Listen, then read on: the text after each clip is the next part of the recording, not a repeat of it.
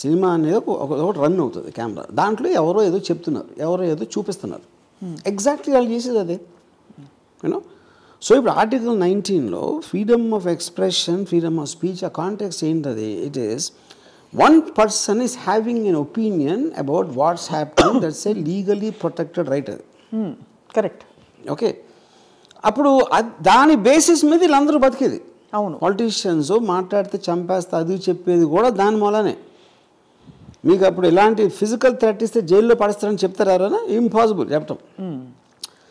So ఇప్పుడు దాంట్లో భాగంగా నేను తీసాం. ఇప్పుడు సపోజ్ నేను వాళ్ళు ఏమంటున్నారు, స్కిల్ స్కామ్లో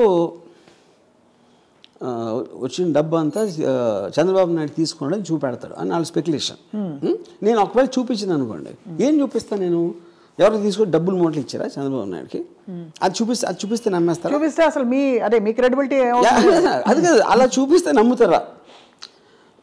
ఏ డైరెక్టర్ అయినా ఏదైనా మీరు ఏం చూపించారో ఏం చెప్పారు కాదు, అది నమ్మబుల్గా ఉందా లేదా చూస్తారు. అంతే కదా. నమ్మబుల్ అనే దానికి లాజిక్ ఉండాలి.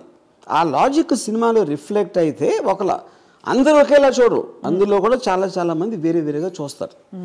So any opinion expressed, multiple people will have multiple view points.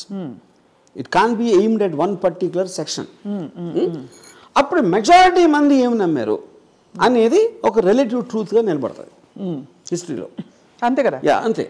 So ఇప్పుడు ఏం చేయాలి మీరు? ఇప్పుడు సపోజ్ సినిమా అనేది ఇలా చేస్తుంది అంటే మీరు తీయండి సినిమా. అంతే కదా.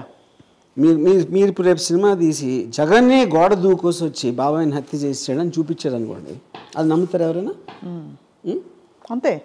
నేను అదే అంటున్నా. సో బేసిక్గా ఇట్ ఈజ్ అంటే ఒక అంటే వాళ్ళకు కూడా ఖచ్చితమైన అండర్స్టాండింగ్ ఎందుకు లేదంటే, వ్యూహం సినిమాలో ఒక యూనిక్ పాయింట్ అండి, ఎంతవరకు వరల్డ్ హిస్టరీలో కంటెంపరీ ఇప్పుడు జరుగుతున్న దాని మీద ఒక సినిమా రాలేదు.